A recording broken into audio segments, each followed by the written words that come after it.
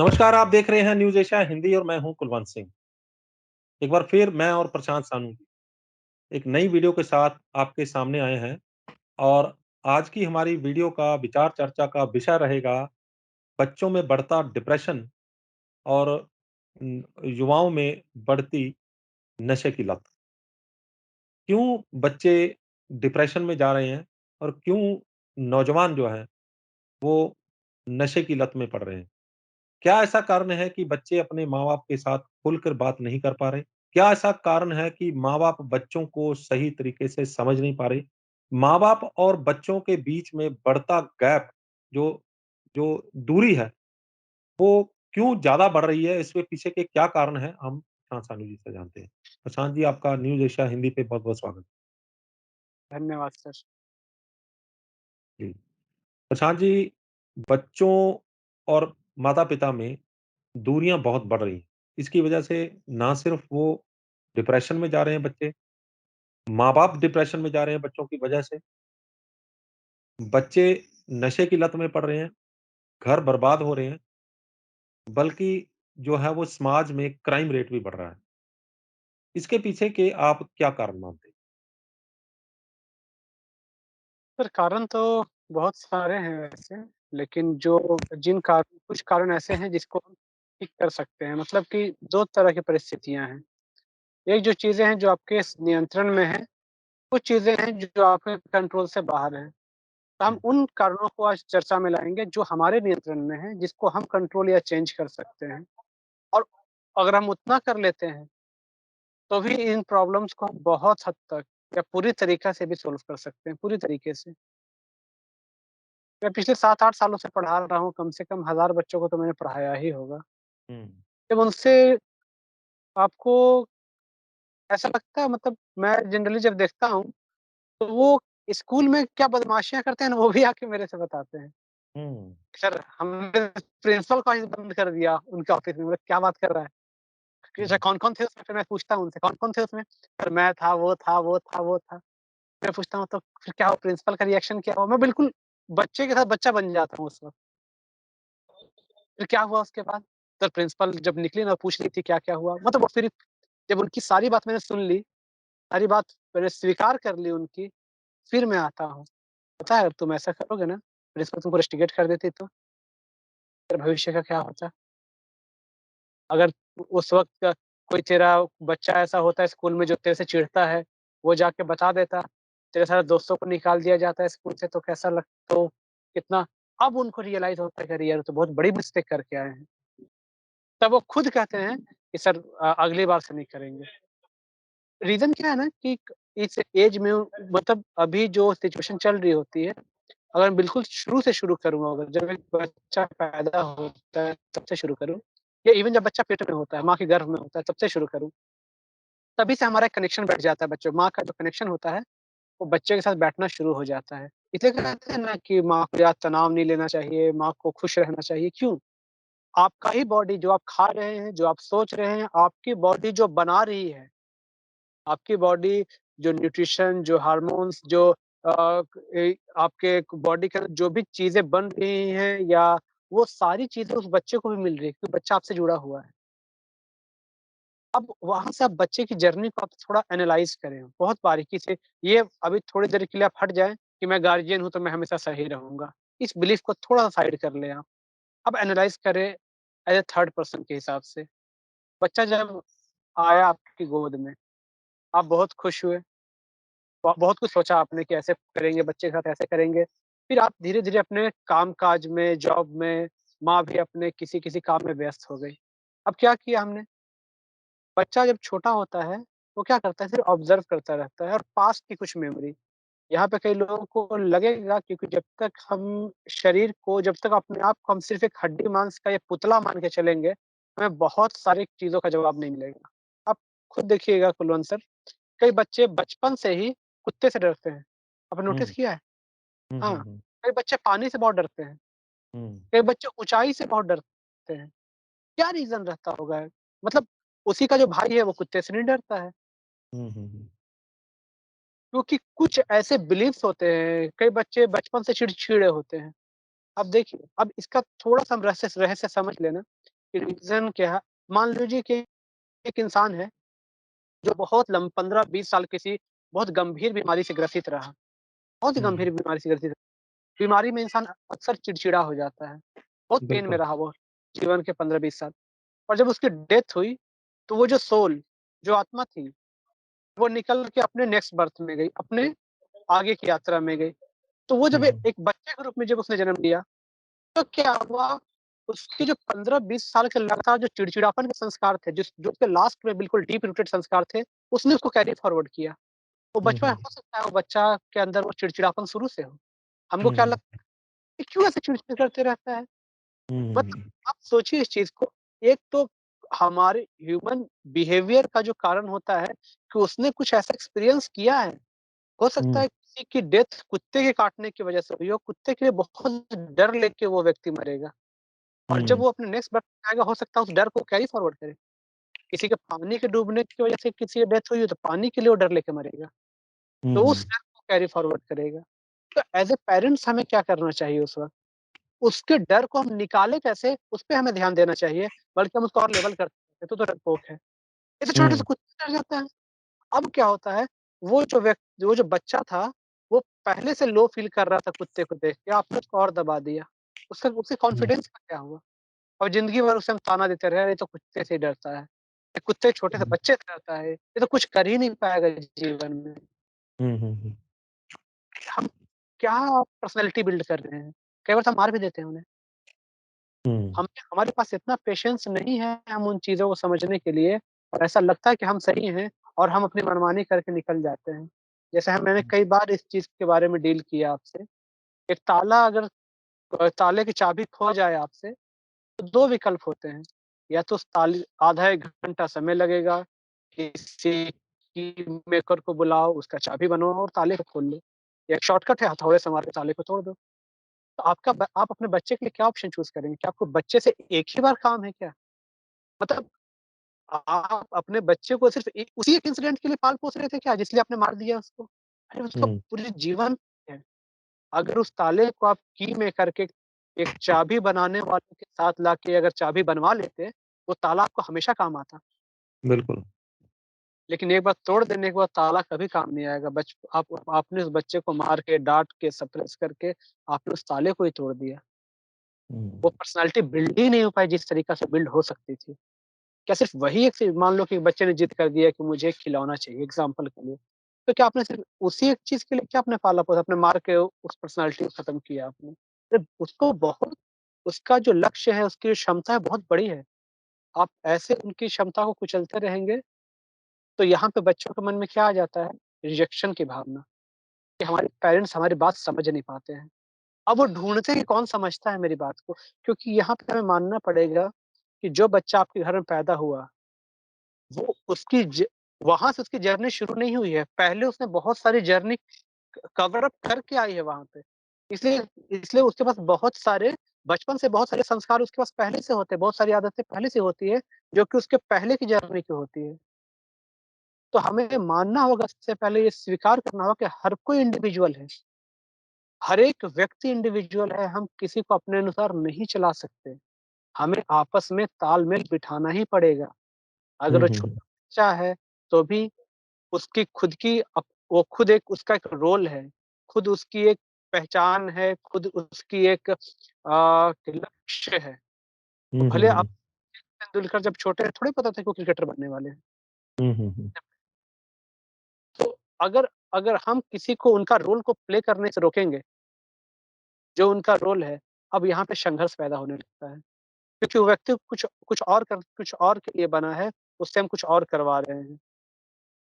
अब क्या होता है, बच्चों को लगता है कि हमें तो पेरेंट्स से अब एक्सेप्टेंस मिलता नहीं है, वो ढूँढने लगते हैं फिर कहाँ मिलेगा उनको।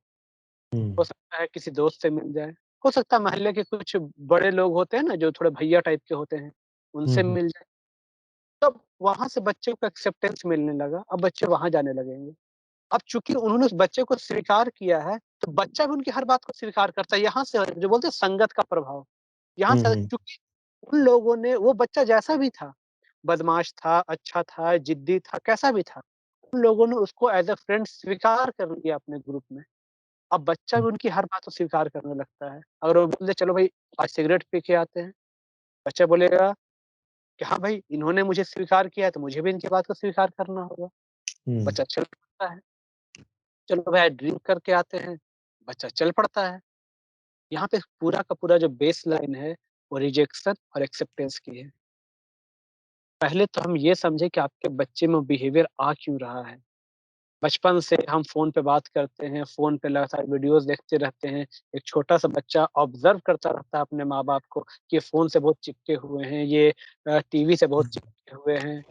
वो क्या हुँ, करता है, वो चाहता है कि ये ज़रूर बहुत अच्छी चीज़ होगी, तो मुझे भी करना है। क्योंकि उनके सामने अभी एक आदर्श के रूप में कौन होते हैं? वो बच्चा किसी को नहीं जान रहा होता, सबसे पहले अपने माँ-बाप को ही जान रहा होता है। बिल्कुल। तो वो जो कर वही वो बच्चा करने लग पड़ता है और फिर क्या होता है, वो अपने हिसाब से करेगा। तो क्या होता है, चीज़ें हमारे इस्तेमाल करने के लिए बनी है, लेकिन चीज़ें फिर हमें इस्तेमाल करने लग जाती हैं। क्योंकि उसे हुँ, इस्तेमाल कैसे करना है, ये हमने नहीं सिखाया बच्चों को। इसमें बिल्कुल। क्या करना है, टेक्नोलॉजी बुरी चीज़ नहीं है, लेकिन इस टेक्नोलॉजी को यूज़ कैसे करना है, फ़ोन तो दे दिया किसी माँ-बाप ने बच्चों को, लेकिन फ़ोन का पर्पज़ क्या है, किसने बैठ के सिखाया होगा आज तक? किसी ने हुँ, नहीं। कि भाई क्यों दिया जा रहा है, इसका पर्पज़ क्या है, इससे आप क्या-क्या यूटिलाइज़ कर सकते हैं। तो जब हमने नहीं सिखाया, उन्होंने कहीं न कहीं से सीख लिया। हुँ, तो आप ये मान के चलिए एज़ अ गार्डियन अगर आप अभी अपने बच्चों के साथ समय नहीं दे रहे हैं, बच्चों को वो खिलौने की, उस खानों की ज़रूरत नहीं होती है जी। बच्चों को भावना, उस भाव और उस प्रेम की ज़रूरत होती है, जिसको हुँ, देने का समय गार्डियंस के पास नहीं है।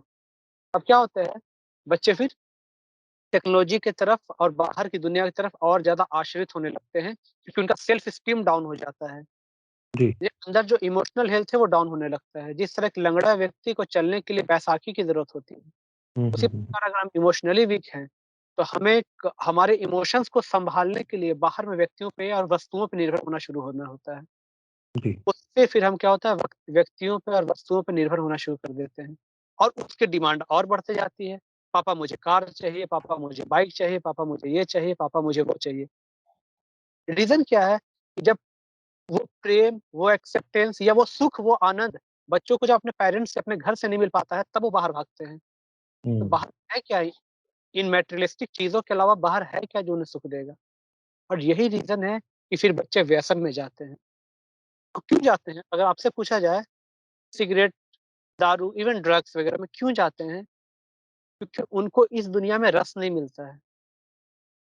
जो रस उनको चाहिए होता है वो इस दुनिया में नहीं मिलता है, अपने परिवार से नहीं मिलता है, तो अपने कारोबार से नहीं मिलता है। तो उस रस, उस मज़ा या उस आनंद जो भी आप कह सकते हैं, तो सैटिस्फैक्शन के लिए वो भागने लगते हैं कि और कहाँ मिलेगा? हुँ, तो हुँ, इसके बाद फिर वो उस रास्ते चल पड़ते हैं। कुछ समय तक तो उनको अच्छा लगता है, लेकिन जब उसपे उसके माइंड, उसके फैमिली रिलेशंस, उसके हेल्थ पे जब उसके इम्पैक्ट आने शुरू होते हैं, तब तक काफ़ी देर हो चुकी होती है। हुँ, व्यक्ति लिवर सिरोसिस हो चुका होता है, कई कई पेशेंट्स ऐसे आते हैं। मेरे पास एक पेशेंट ऐसा आया, वो मैं वहीं पे एक गोल्डस्मिथ की दुकान में था, मैं सुनार की दुकान में, हुँ, तो हुँ, वो बात कर रहे थे, अच्छा उसके पेट में पानी भर गया है, पानी निकलवाने जाओ, ऐसा-वैसा। फिर मैं वही सुन रहा था, मैं बोला उनके लिवर में प्रॉब्लम है। हाँ, हाँ, आपको कैसे पता? मैं बोला ये होता है लिवर के प्रॉब्लम से मैं ऐसा लीवर बिल्कुल। तो वो कहते हैं कि इसका इलाज भी है क्या? बोला बिल्कुल है इलाज। उनका पहला सवाल था, दारू तो नहीं छोड़ना पड़ेगा ना? हुँ, मतलब जिस चीज़ ने आपको बीमार किया है, आप उस चीज़ को छोड़ने को तैयार नहीं हो हुँ, और आप चाहते हो कि आपका इलाज भी हो जाए। अब यहाँ पे जब गैप बढ़ने लगता है, अब पेरेंट्स क्या करते हैं, "तू दारू पी के आया है, तू सिगरेट पी के आया" मतलब आप एक समझिए सर, एक मशीन है आपके पास जो साबुन बनाती है। आप जहाँ से साबुन बन के निकल रहा है, आप वहाँ पे खड़े हैं। आप देख रहे हैं साबुन जो है वो सॉलिडिफाई नहीं होके लिक्विड स्टेट में बाहर निकल रहा है। हुँ, क्या करना चाहिए? आप क्या कर रहे हो? अब एक व्यक्ति क्या कर रहा है, उस लिक्विड को सॉलिड बनाने का प्रयास कर रहा है कंटीन्यूअस कि किसी तरह हुँ, जम जाए, किसी तरह जम जाए। उस लगातार उस आउटपुट को चेंज करने का प्रयास कर रहा है। दूसरा व्यक्ति क्या कर रहा है, वो तुरंत भाग के जा रहा है कि हो सकता है जहाँ साबुन बनाने में मैंने तेल तो ज़्यादा नहीं मिला दिया। हुँ, मेरा आउटपुट खराब आ रहा है, ज़रूर मेरे इनपुट में दोष होगा, क्योंकि मशीन तो चल रही है ना। अगर हम आउटपुट से झगड़ते रह रह जाएँगे, तो मशीन चल रही है। अभी हुँ, एक साबुन खराब हुआ था, उस आउटपुट के झगड़ने चक्कर में 10-12 साबुन और आ गए, वो भी हुँ, खराब। तो उसी वक़्त क्या करना था, दौड़ के हमें जाके अपना इनपुट चेंज करना था, तो हुँ, आउटपुट क्या था। हम क्या करते हैं, हम आउटपुट से ही झगड़ा करते हैं।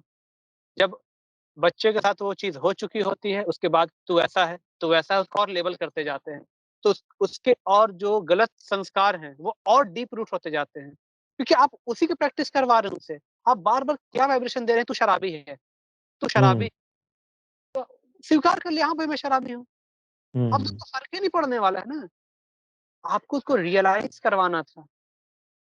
आपको जब आप बच्चे को पाल रहे होते हैं, तो बच्चे समय समय गुज़ारते हुए अगर आप उन्हें कुछ स्टोरी सुनाते रहें, जो कि एक इंस्पिरेशनल हो, जो कि उनको एक आप किसी को कमांड मत दीजिए। जैसे कि हुँ, एक डॉक्टर का बेटा है, अब प्रेशराइज़ करेंगे तो डॉक्टर ही बनेगा और बच्चे को हो सकता है म्यूजिशियन बनने का मन हो, गिटार बहुत अच्छा बजाता हो। हुँ, अब अब जो बाप का कहना है वो अपनी जगह पे बिल्कुल सही है, बेटा अपनी जगह बिल्कुल सही है। अब है तालमेल कैसे बैठे? ये जैसे मैं हुँ, एग्ज़ाम्पल देता हूँ, अगर हम पड़ोसी देश को पाकिस्तान के या फिर चाइना के सैनिक को जाके हिंदुस्तान के प्रति, भारत के प्रति देशभक्ति सिखाएँ तो कैसा रहेगा? हुँ, ये तो वही बात होगी ना। वो देशभक्त है लेकिन अपने देश के लिए है। हम देशभक्त हैं अपने देश के लिए, दोनों अपनी जगह पे सही है। देख हुँ, तो अगर वो चाहते हैं कि बच्चा हमारे लिए, हमारे अकॉर्डिंग कुछ करे, तो आप उसको प्रेशराइज़ मत करो जी, आप उसको बेनिफिट छुड़ाओ। जैसे कल हम लोग बात कर रहे थे कि वो बोले आके अब जैसे कि एक गिटार बजाने वाला बच्चा है, तो उसका बाप आए जो डॉक्टर है, "अच्छा तूने गिटार में क्या-क्या सीखा? बजा के दिखाओ।" वो बच्चा भी खुश होके बजाएगा। "अरे! और भी सीखा क्या? आज क्या सीखा?" अब उसको लगेगा पापा मेरे इस हुनर को, मेरे इस क काबिलियत को, मेरे इस टैलेंट को एक्सेप्ट कर रहे हैं, उसको बढ़ा रहे हैं। अब मतलब उसको लगेगा जब पापा जब जब मेरे मम्मी-पापा मेरे पेरेंट्स जब मेरे को इतना सपोर्ट कर रहे हैं, अब उसके अंदर खुद इच्छा पैदा होगी कि मैं क्या करूँ? अब वो उस वक़्त रोल वो आता है पेरेंट्स का जब वो बोले, "पता है बेटा आज एक बहुत पेन में आया एक पेशेंट, बिल्कुल मरने की हालत में था। मैंने उसको वो एक ऐसा ट्रीटमेंट दिया वो ठीक हो गया, दुआ देते हुए गया और कहा कि आपके बाल-बच्चे खुश रहें।" अब उसको लगेगा अच्छा ऐसा भी होता है क्या? अब वो बच्चा समझना शुरू करेगा। अरे यार ये अच्छा भी है, हो सकता है मैं गिटार बजाते-बजाते मेडिकल भी कर लूँ। हुँ, मतलब आपको आपको उसके अंदर वो जगाना है। मतलब आपको वो इनपुट्स डालने हैं कि वो आउटपुट खुद ब खुद जनरेट करे, आप आउटपुट को चेंज करने का प्रयास ना करें। कभी भी ये सबसे बड़ी गलत होती है, कि पेरेंट जो है ना सीधा वो मैनिपुलेट करने लग जाते हैं, तुमको ऐसा ही करना है, तुमको ऐसे ही करना है और वो करना नहीं चाह रहा है। डॉक्टर बना भी तो बहुत बेकार डॉक्टर बनेगा वो। क्योंकि आप समझिए, जब भी आप कोई काम कर रहे होते हैं तो आपके मन में जो चीज़ चल रही होती है, वैसी एनर्जी को आप रेडिएट कर रहे होते हैं और वो किस क्वालिटी की एनर्जी है, वही एनर्जी आपके डेस्टिनी को बनाती है। आप कुछ काम को कर रहे हैं, लगातार स्ट्रेस में हैं, क्या होगा? जिसके लिए आप वो काम कर रहे हैं ना, उससे आपका झगड़ा हो जाएगा कुछ दिन के बाद और आप कहेंगे तुम्हारे लिए मैंने इतना काम किया, लेकिन काम करते वक़्त क्या आप खुश थे? नहीं थे। जब आप खुशी की इनपुट नहीं डाल रहे हैं, तो खुशी का आउटपुट कैसे मिलेगा आपको? कर्म हुँ, फिलॉसफी को समझना पड़ेगा हमको यहाँ पे।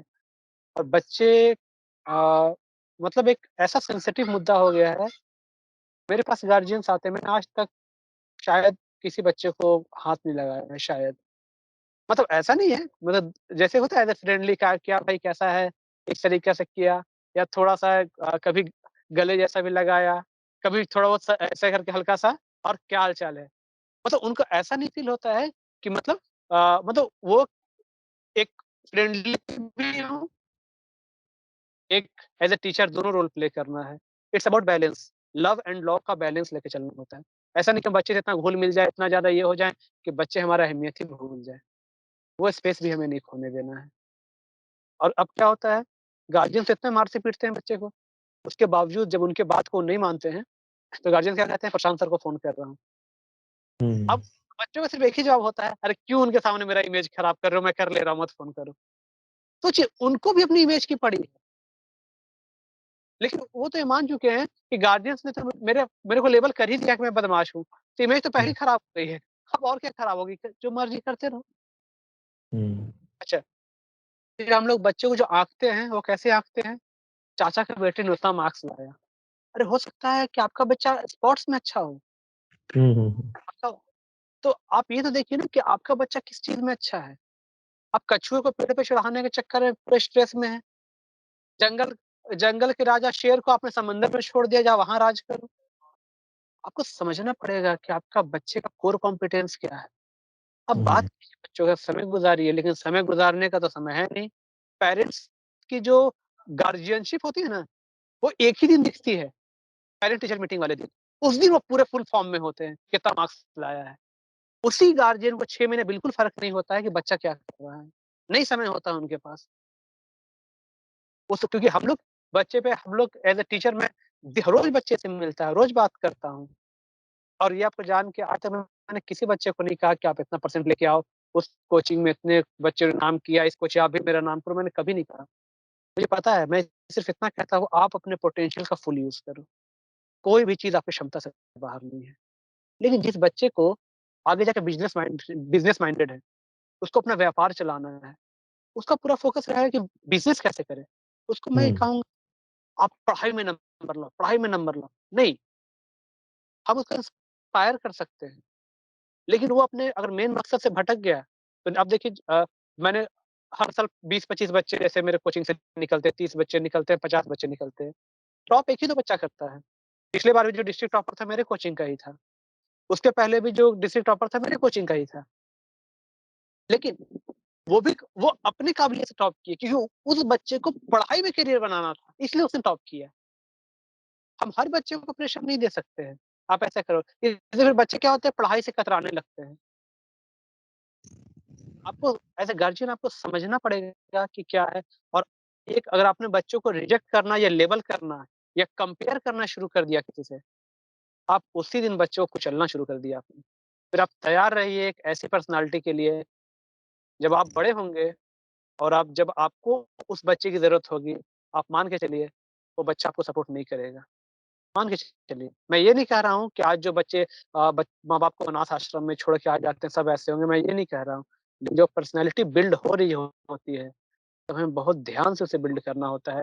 एक रीज़न मैं ये भी बता देता हूँ, जब बच्चा पैदा होता है, हम क्या सोचते हैं हमारे बुढ़ापे का सहारा आ गया। मतलब जो रिलेशन का बेसलाइन है, वही लेने की है, सोचिए ना। मतलब बेसलाइन ही अपने आप में खोटा है, कि हम बच्चे को इसलिए पाल रहे हैं कि वो हमें सपोर्ट दे। हम बच्चे को इसलिए नहीं पाल रहे हैं क्योंकि हमको उसका फ्यूचर बनाना है, हमको उसको बिल्ड करना है।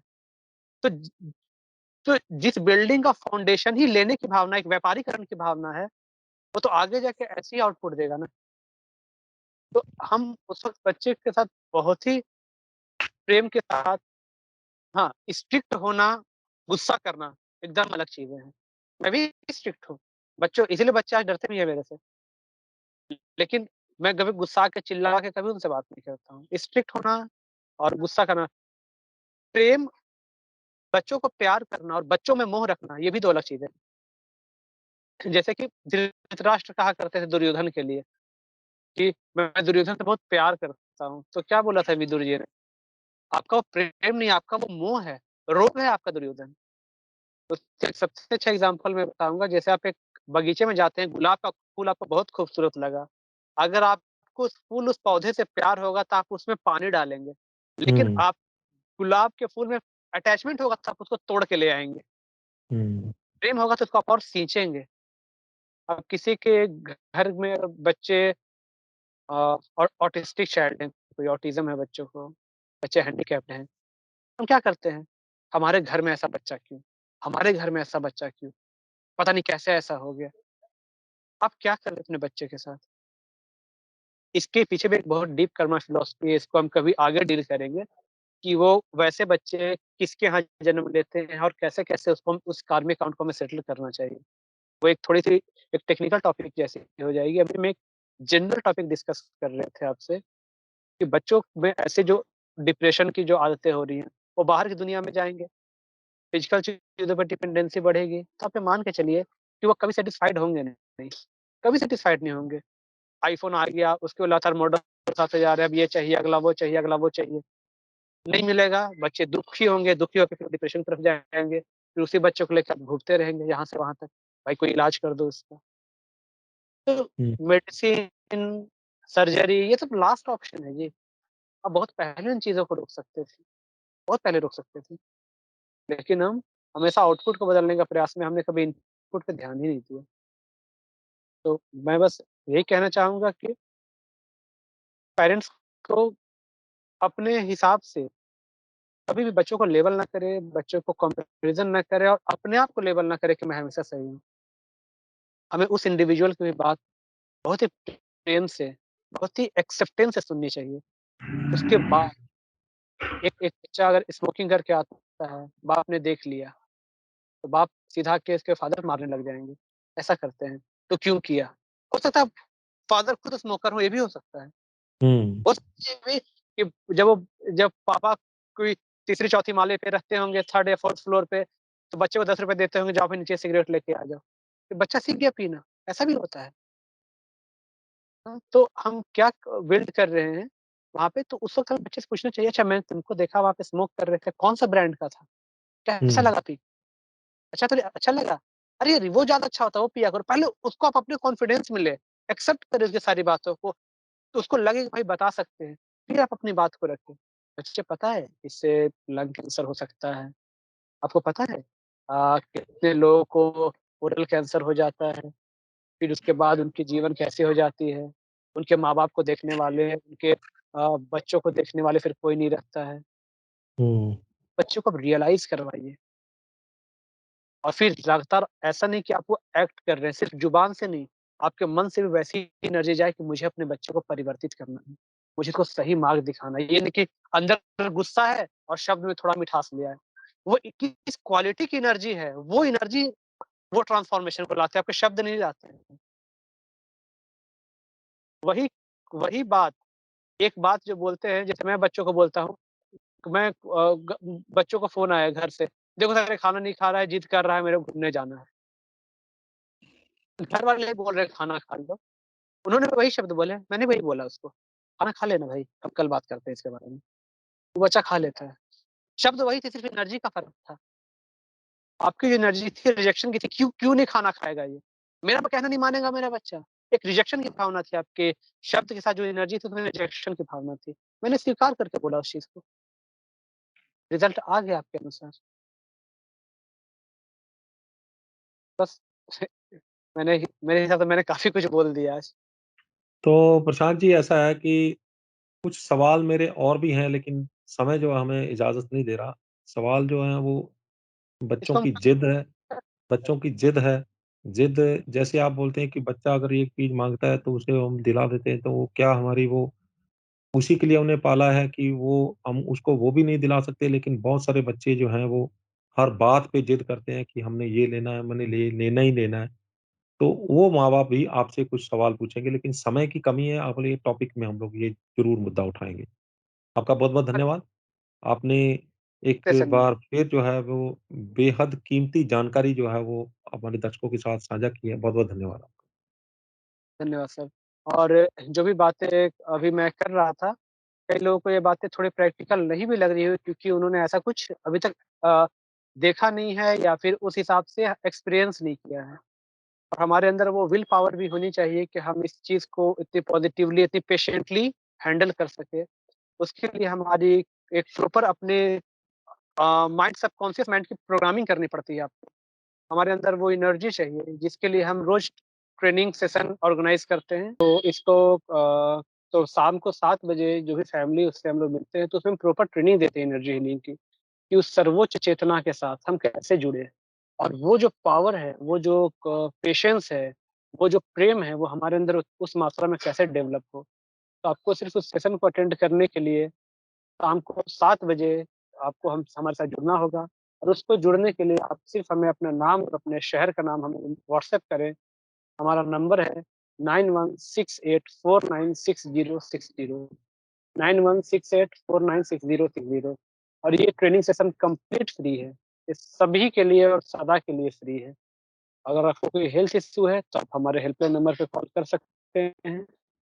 हमारा हेल्पलाइन नंबर है 9644433310। Thank you. 9644 no 3 9644433310। 10 yes sir. ये प्रशांत सानू जी का नंबर है। आपका बहुत-बहुत धन्यवाद सानू जी। उम्मीद करते हैं कि लोग जो जिनको हेल्थ इश्यूज़ हैं वो भी आपसे संपर्क करेंगे और जिनको जो माइंड की कहीं कुछ न कुछ समस्याएँ हैं, तो वो भी आपसे ज़रूर संपर्क करेंगे। आपका बहुत-बहुत धन्यवाद। Thank you sir. तो ये थे प्रशांत सानू जी जिन्होंने हमें बताया कि कैसे बच्चे ज़िद्दी हो जाते हैं, कैसे बच्चे जो है वो नशे की लत में पड़ जाते हैं, कैसे बच्चे डिप्रेशन में चले जाते हैं, उसके पीछे के क्या कारण रहते हैं, उसमें कहाँ हमारी गलतियाँ होती हैं, कहाँ बच्चों की गलतियाँ होती हैं, उसे कैसे हमने ठीक करना है ताकि हमारा जो है वो परिवार, हमारा समाज जो है वो खुशहाल बन सके। उम्मीद करते हैं कि ये वीडियो भी आपको पसंद आई होगी और अगर पसंद आई है, तो फटाफट से फ़ोन उठाइए और फटाफट से जितने भी आपके पास सोशल मीडिया माध्यम हैं, व्हाट्सऐप, फ़ेसबुक जितने भी ग्रुप्स हैं, उनमें आप इस वीडियो को ज़रूर शेयर कीजिए। चंद लोग भी अगर इस वीडियो को देखकर फ़ायदा उठा लेते हैं, तो हम समझेंगे कि इस वीडियो को बनाने का मकसद कामयाब रहा। हमारे channel news Asia Punjabi, news Asia Hindi, Awaaze Punjab और Facebook page news Asia Punjabi, news Asia Hindi को लाइक, सब्सक्राइब और फ़ॉलो करना ना भूलिएगा। अगली बार फिर हाज़िर होंगे एक नए मुद्दे, एक नए मेहमान के साथ। तब तक मुझे दो इजाज़त। धन्यवाद।